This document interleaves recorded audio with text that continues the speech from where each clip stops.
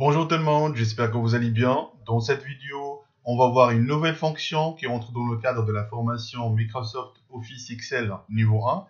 C'est la fonction rond. C'est une fonction qui vous permet de classer des valeurs, soit avec un ordre croissant ou bien décroissant.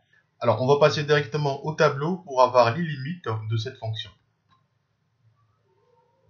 Alors, l'objectif de l'exercice, c'est de calculer la moyenne des notes réalisées ou bien des contrôles réalisés par chaque stagiaire.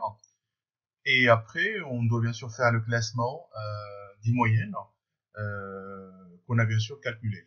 Alors, on va commencer par la moyenne. On va utiliser la méthode la plus simple, la syntaxe. Alors, on va utiliser moyenne.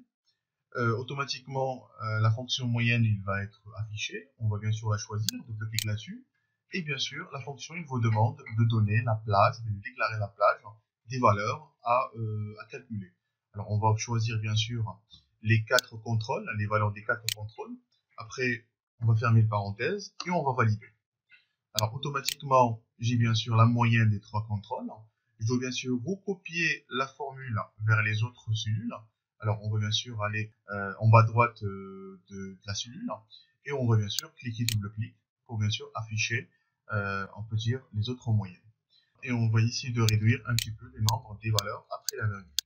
Alors, voilà, c'est bon. Après, on va bien sûr centrer ces valeurs-là. Bon, alors l'objectif maintenant, c'est de classer ces valeurs que j'ai calculées en ordre croissant ou bien décroissant. Bon, ça dépend bien sûr de votre besoin. Alors, on va essayer de faire appel à une fonction utilisée dans Excel, c'est une fonction rond, qui permet de classer bien sûr les valeurs. Alors, je fais égal et je fais appel à la fonction range, c'est la fonction rond, voilà. Double-clic là-dessus. Bien sûr, la fonction, il vous permet, il affiche 3 paramètres.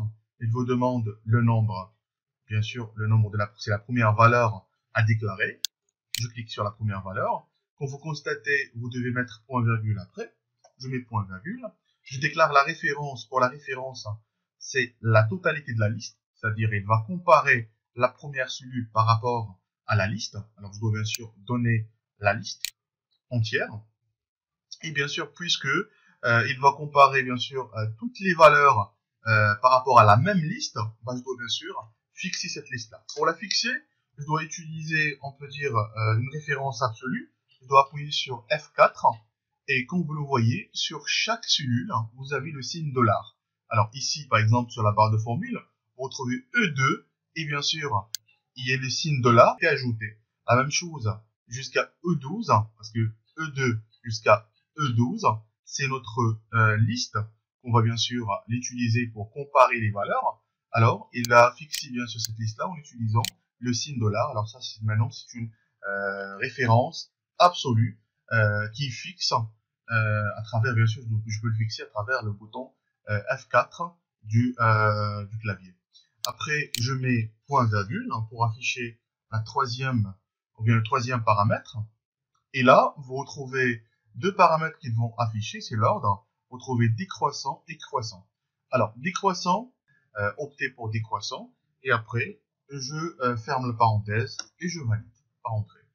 Alors, là, par exemple, la valeur 13, c'est la 16e dans le classement par rapport à la liste. Alors, on va recopier la même formule en bas et on va voir, pour la première valeur, c'est le 17. Pour la deuxième valeur, c'est le 15. Pour la troisième valeur, c'est le 14. C'est-à-dire, Excel maintenant, il a comparé, il a classé ces valeurs-là par rapport, bien sûr, à un ordre décroissant en utilisant la fonction rond. Alors ça, c'est une fonction qui est très utile si vous voulez bien sûr classer des valeurs, soit avec un ordre croissant ou bien décroissant. Alors on va voir maintenant l'ordre croissant, on va supprimer les valeurs, et on va faire la même chose, on va faire appel à la fonction rond. Voilà, double-clic là-dessus. 3 paramètres qui vont apparaître. Je sélectionne la première valeur au niveau de la liste. Je mets point virgule. Je donne la liste entière. Je fixe la liste avec le bouton F4 comme valeur absolue. Je fais point virgule à nouveau. Alors là, je dois bien sûr sélectionner croissant. Double-clic là-dessus. Ça signifie que l'ordre, il va apparaître en croissant.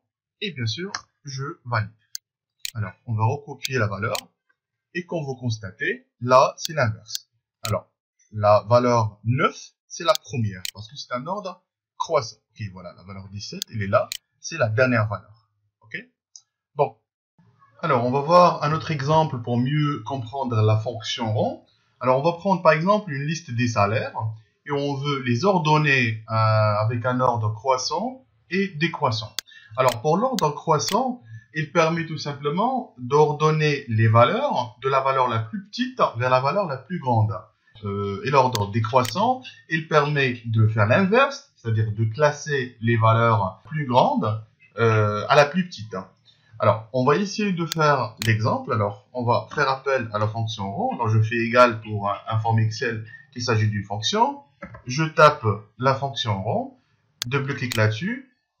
Pour le premier paramètre, alors on va choisir la première cellule au niveau de notre liste. Voilà. Je fais point virgule. Je donne la totalité de la liste. Je la déclare.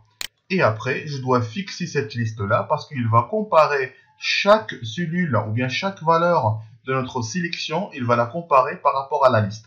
Alors, on va fixer la liste avec le bouton F4, comme on a vu tout à l'heure.